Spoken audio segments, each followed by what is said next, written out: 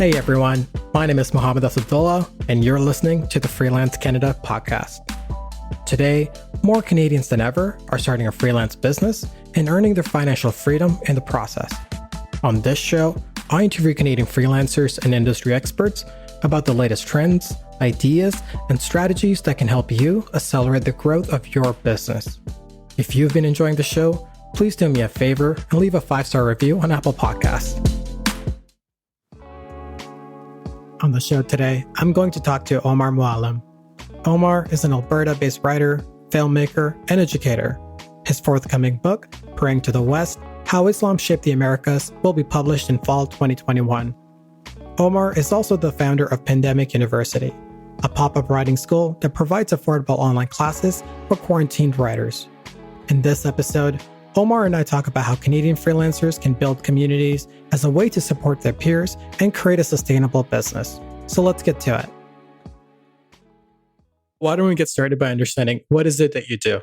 I guess I'm a freelance nonfiction storyteller. We can say that, but because I do journalism and books and memoirs and documentaries, but I'm also getting into education now as well and own a small business and more public speaking. So I don't know. More and more, I just feel like I'm a freelancer, period. And how did you get started with all of these different occupations, if you will?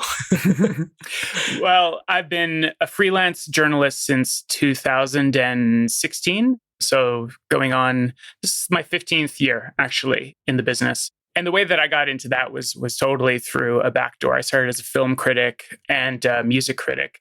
I was going to film school at the time, or I just finished film school. I had film making aspirations. Wasn't really working out. I was struggling for paid work. I did get a job on one of the Air Buddies films. I think it was Air Bud Films. It was called Air Buddies, which I think is Air Bud 5. As a camera trainee, I was so incompetent, did not know what I was doing, that I was fired after 3 production days. Oh, no. So anyway, look, I mean, I just wanted to write screenplays anyway. I was sort of that aspiring screenwriter. And I made a friend in film school who was writing for magazines. He was writing music reviews and concert reviews. And he was a metal guy. And he said, you know what? I think my magazine is looking for a hip hop guy. They don't get enough of that coverage. And so he suggested me, and I started doing exactly what he was doing, but for hip hop. And then I started doing some film stuff because of my educational background. And I just liked it. I just really enjoyed the pace of it. I enjoyed the style of arts criticism and sort of culture writing, and it sort of lends itself really well to more stylistic journalism, narrative features, not that sort of typical news style of journalism, but something that's a little bit more stylistic. And so, yeah, I just kind of went with it. I mean, I didn't have any long-term plans. I was still dabbling in filmmaking and music at the time. But I guess I was good enough at it that I kept getting gigs. And soon enough, 2 years later, I was hired as a magazine editor here in Edmonton, where I now live. So, yeah, I mean, I guess, if you're good at something and you enjoy it, just stick with it. That's always how I felt. And gradually new challenges come up. I got the opportunity to ghostwrite some memoirs. I got the opportunity to make a documentary, got the opportunity to teach what I know. And, when they come up, if they don't cause immediate terror or repulsion, they're worth trying at least once. And you mentioned teaching. Could you tell me a little bit more about that, please? Sure. So I am a educator and fake dean at my illustrious own fake university called Pandemic University School of Writing. And the way that started was, going back almost 8 years now, I've been giving webinars, seminars on my craft, on journalism, pitching, on different aspects of writing. And so over time, I developed, a few workshops that I would sort of dust off here and there. And then when the pandemic hit and freelance gigs immediately dried up, just like overnight, I had to find work. So we were all suddenly living these exclusively virtual lives in lockdown. And I figured that I could quickly dust off some of my workshops and sell tickets to them on Eventbrite. And then I thought, well, you know what? I know a lot of other writers who are in the same situation. They also have workshops. They also could use a quick, $2, $3, $4, $500, whatever you can make off of a webinar. Why don't I reach out to them, package them together, sell them as sort of like a festival series almost. And, that way we sort of help each other out. We sort of, serve each other that way. And the promotion becomes almost like cross promotional. And then the name Pandemic University popped into my head. And I was like, yes, that's what we're calling it. Pandemic University School of Writing. Once you have like a business name, it just your ideas take on another life. And so from there, it was like, well, now I need a designer. Now I need to register a website. Now I should, I don't know where this is going to go, but it's such a good name. I should probably register the business name or at least put a hold on it. So I was doing all of these things literally within hours of this idea generating in my head. It's funny that the night before I was so at a loss of what I was going to do with my future that I was actually contemplating with my wife about going back to school. I'd never finished college, never got my degree. I'd applied for a couple of jobs early in the pandemic, looking for some stability. And these were jobs that, like, in my opinion, I was overqualified for. And I didn't even get a callback or any response because I think I didn't even get past the gatekeepers because I have no educational accreditation. And then, less than a day later, I'm telling my wife that I would like to start a school instead and call it Pandemic University. And I would like your blessing to spend $2,000 to $3,000 from our already kind of shaky bank account on this. And she did. I mean, she's incredibly supportive of my ideas. I mean, I guess none of them have failed badly enough for her to resist so strongly. Though, of course, that $2,000 to $3,000 budget ballooned. And I think the first, quote unquote, semester of Pandemic University, I mean, the end budget was, oh God, I don't even want to say, but I think it was over $20,000 in the end. Yeah. Jeez. What? Okay. Yeah. Okay. I have so many questions, mostly about the budget. So walk me through this. You're like, I'm not being hired because I haven't graduated from a school. And the next day you're like, I'm going to start a school and I'm going to start this with a few $1,000s. And suddenly you're $20,000 in. So it wasn't sudden. Okay. I think $2,000 was definitely a low ball. I could have done it for probably $3,500 at first.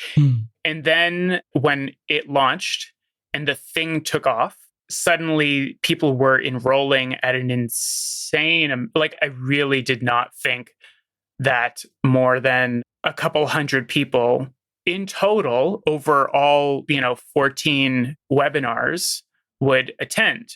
And I also didn't think that many people would quote unquote, enroll in the whole series so that they're paying not $20 for webinar, but $140 for all 14. I did not think that more than a handful of people were that eager. In fact, I only offered it because, it was suggested that I do that. And because it just made sense to, it's only one more Eventbrite link to create that.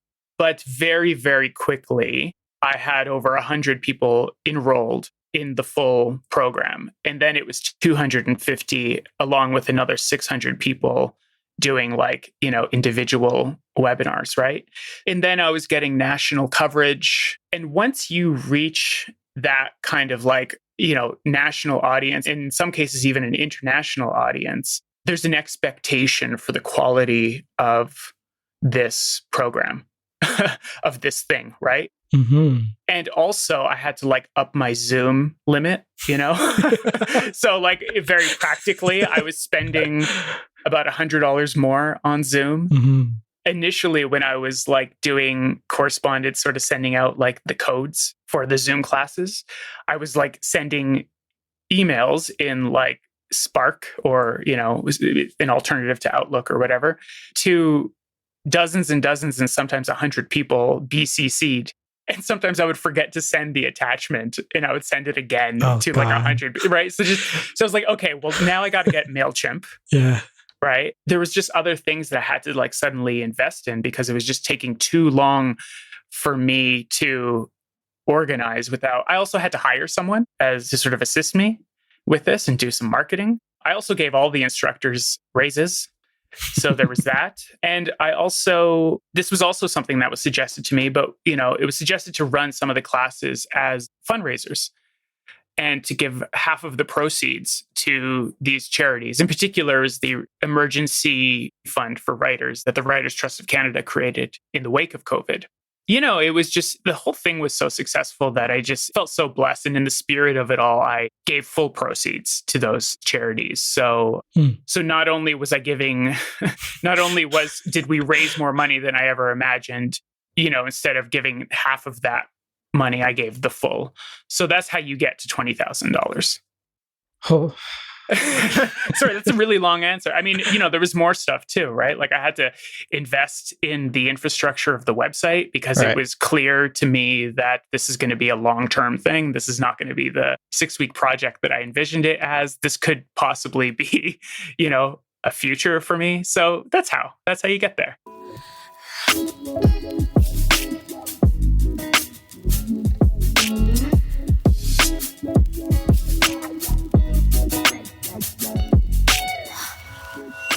I think what I'm interested here is how did you, I guess, acquire your customers, if you will, right? Like how did people learn about you? How did you even get to that national, if not international, news media visibility? What did you do to bring people together, but then also, of course, like make them aware that you exist? That Pandemic University existed. Yeah. Nothing. All I did was I sent one tweet to announce it. Look, I've been in the Canadian media and in particular the Canadian freelance media community for 15 years. And I've always sort of unofficially advocated for better opportunities and treatment for freelancers, and just kind of one-on-one had been creating these informal communities between freelancers. Early in the pandemic, I was Zooming with a bunch of freelancers just to sort of like, vent and make sense of what was going on in our industry. Mm-hmm. So I think that, that goodwill and that reputation definitely benefited me.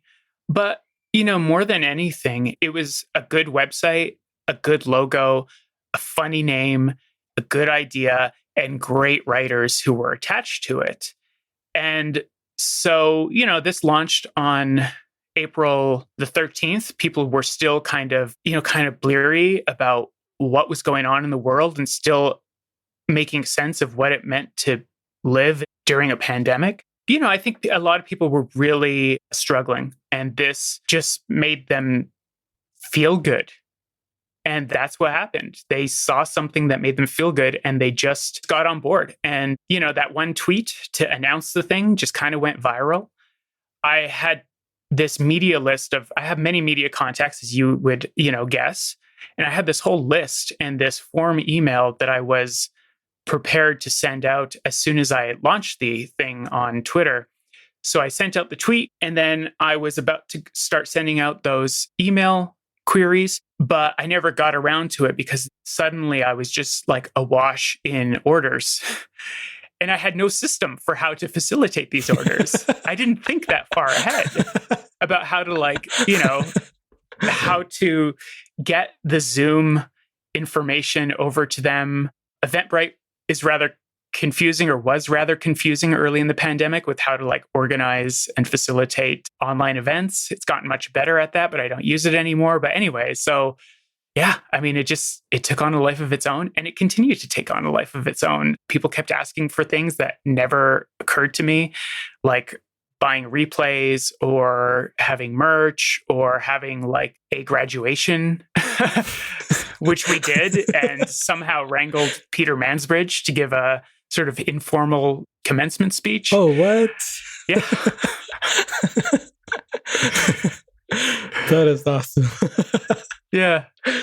Wow. So that's when I started calling myself the fake dean, is when people started like treating it like a university and asking for kind of university things. Mm-hmm. People would email me before a class, and a class is a very loose term for what they are. They're webinars. But people would email me and be like, oh, hey, I'm not going to be able to make it. I'll have to watch the recording later, but could you, pass on my apologies to the instructor? It's like, they don't know who you are. You are one of over 100 people. They don't know you. I'm not doing that. But thank you for being so sincere. It's adorable. So now that you've been running this for, I would say, 9 months approximately, mm-hmm. right? Mm-hmm. What have been some of the benefits of building and bringing this community of journalists together? Okay, so like the big one for me, the one that I don't think I realized until it really took off, until I started to see the number of people registering for it and who was registering for it too. The majority of people who enrolled or took classes were mid and late career professionals. I think it was half had somewhere between 3 and 10 years experience, and a quarter had over 10 years experience. And it was only like a sliver who were, quote unquote, emerging writers. So that was the first big surprise to me. I actually expected it to target mostly emerging writers, but actually I was seeing a lot of my peers and teaching a lot of my peers.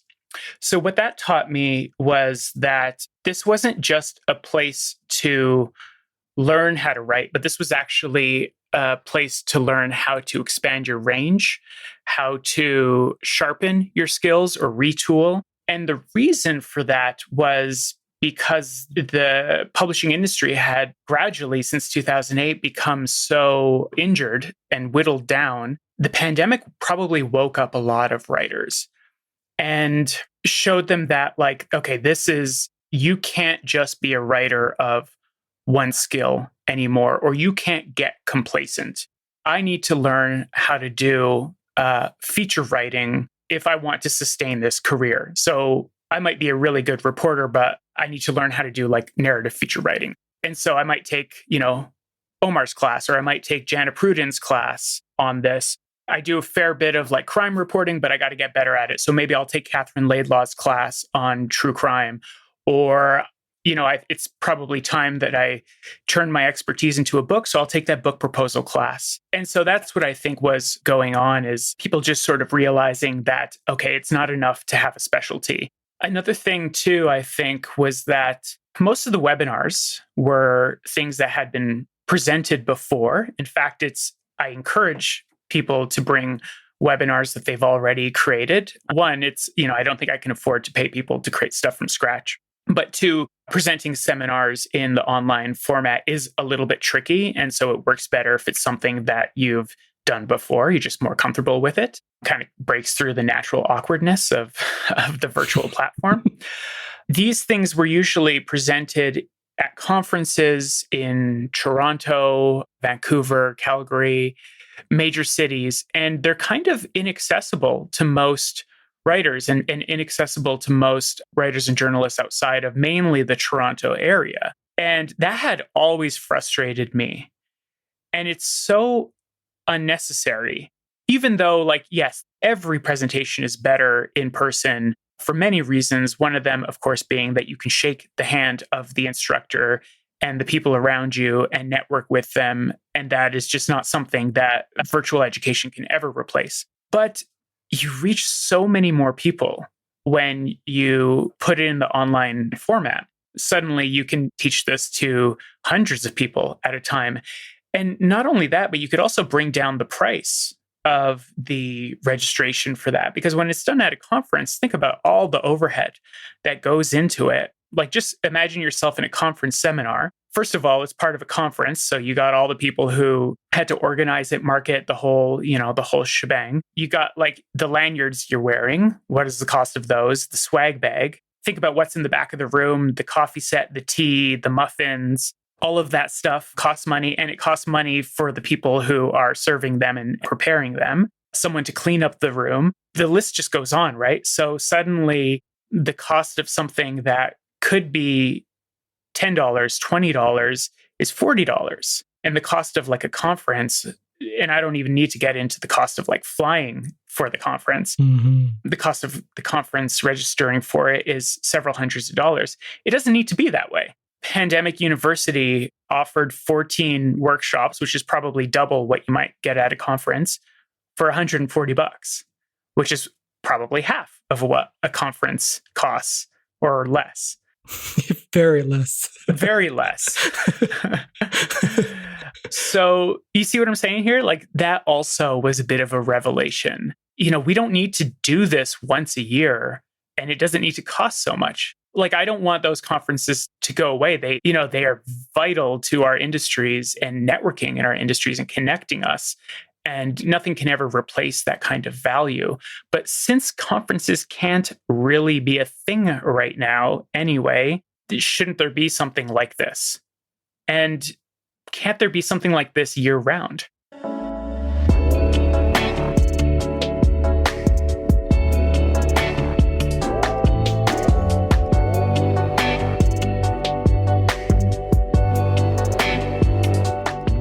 So reflecting on all of this, right? And I'm listening to this, I'm a Canadian freelancer myself.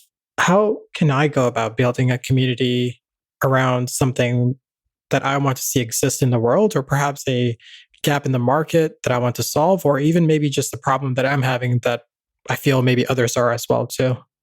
Well, look, I don't know if you can intentionally build a community like the one that Pandemic University is growing into, because I never sought out to build into a community. I mean, I guess I sought out to build sort of like a very temporary community, but in a very, very light way, just like some faces you might see once a week or twice a week in your Zoom software, right? Some familiar faces, some familiar names.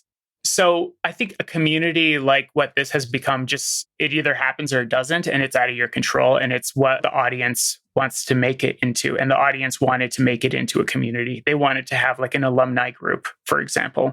But I think in other ways, I've been trying to build, foster, participate in a freelance community for years now. I mean, I've always sort of understood that it is even though you're working in a very extremely individualized sort of environment, you're better served by working with others, not seeing fellow freelancers as your competitors, but by seeing them as your allies and collaborators.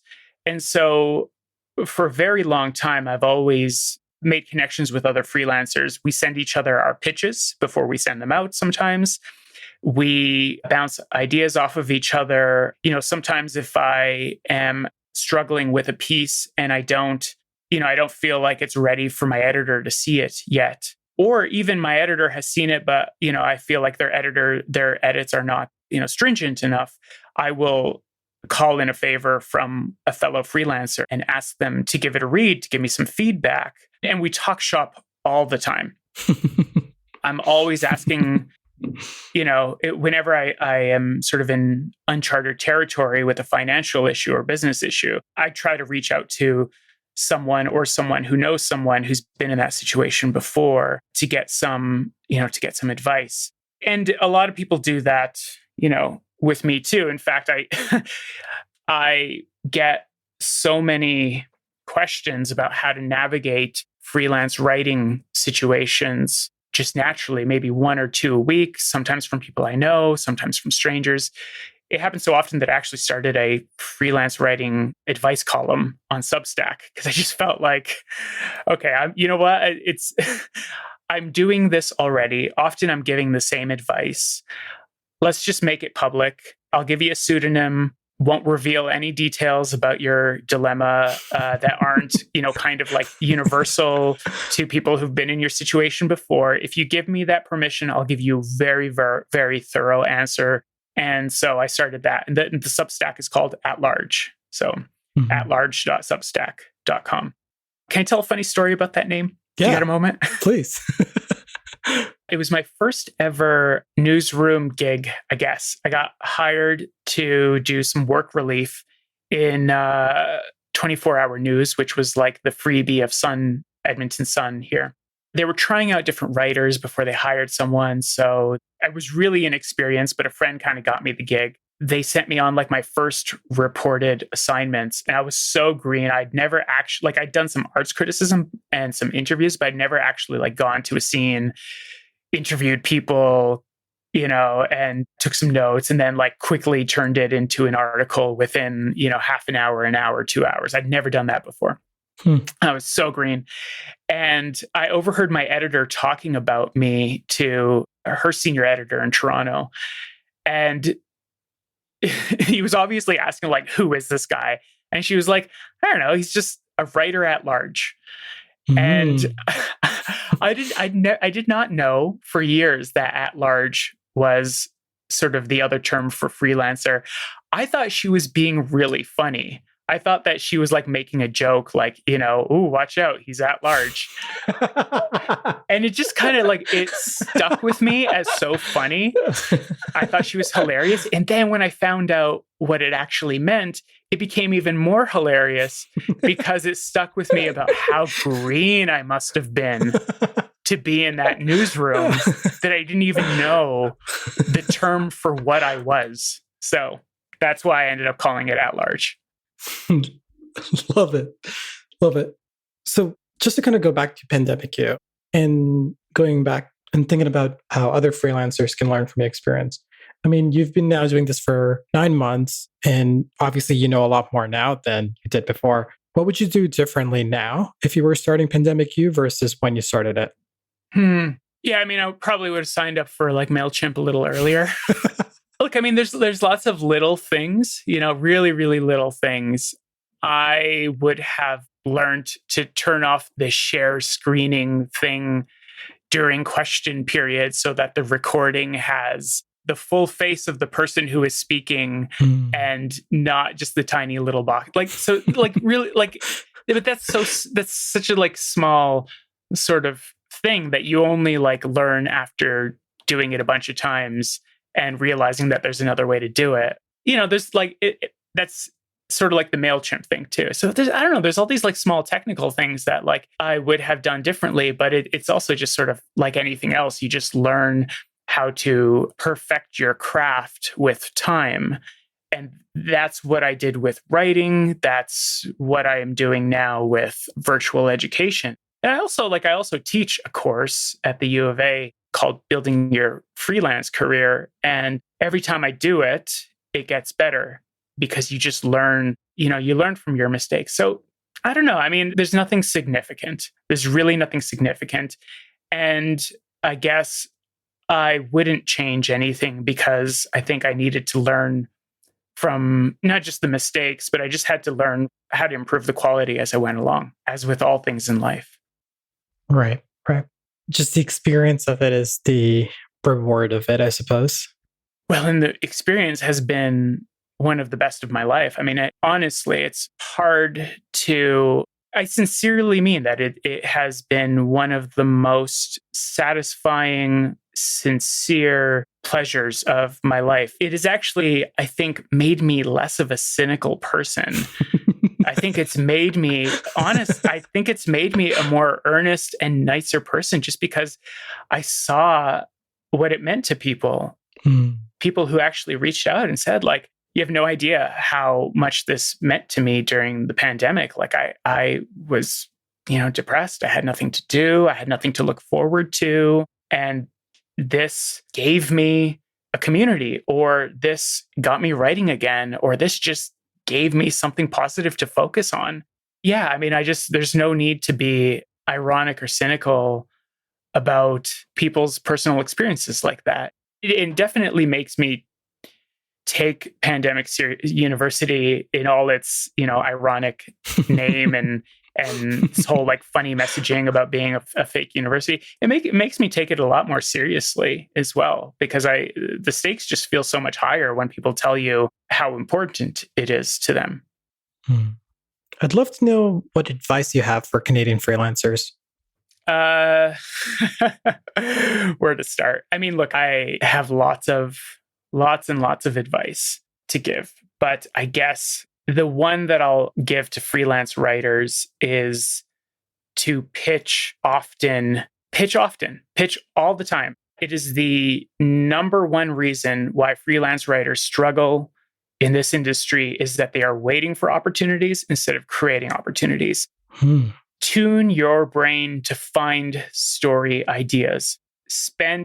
Block out time in your day or week if you need to think about nothing else other than stories you can write in the future. Write your pitches, find a formula for your pitches, create an organizing system for your pitches, and also broaden your topics too. Like if you have a beat, that's probably not a great thing as a freelancer. You need to have more range, especially if you're starting. You can't just be like, oh, I just want to write features.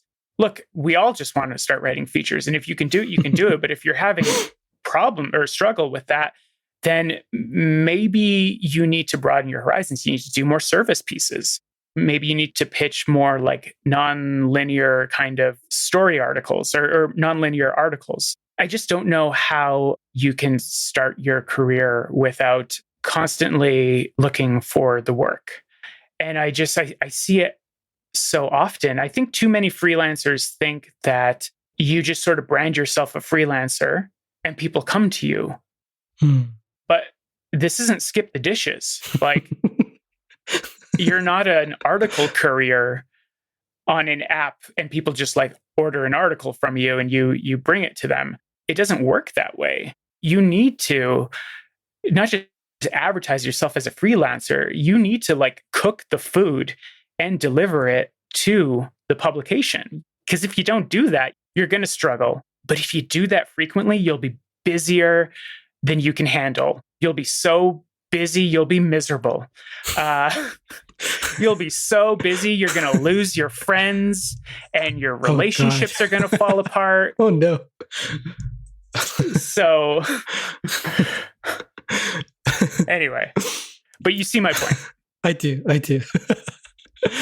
Omar, I've really appreciated learning from you. Oh, thanks. Thanks for doing this.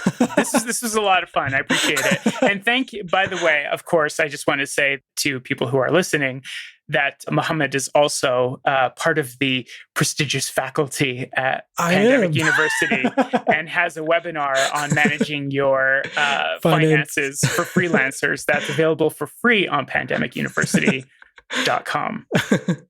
Amazing. So where can people find out more about you and your work online?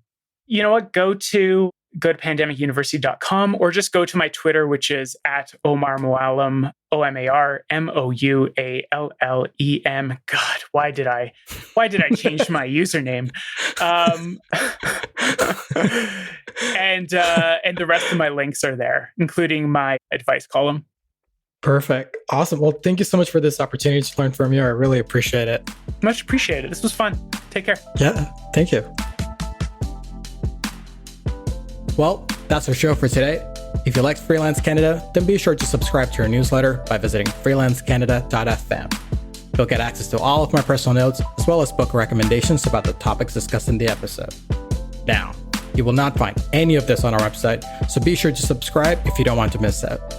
As with most podcasts, you can listen to every episode through Apple Podcasts or wherever you get your podcasts. It would mean a lot if you could leave us a 5-star review. It would mean even more if you shared our podcast with another freelancer so it can help them in their journey too. Finally, if you're tired of leaving money on the table because you don't know which of your expenses you can write off, then sign up for Benji. You can start your 90-day free trial by visiting betterwithbenji.com because freelance life is better with Benji. Thanks for listening.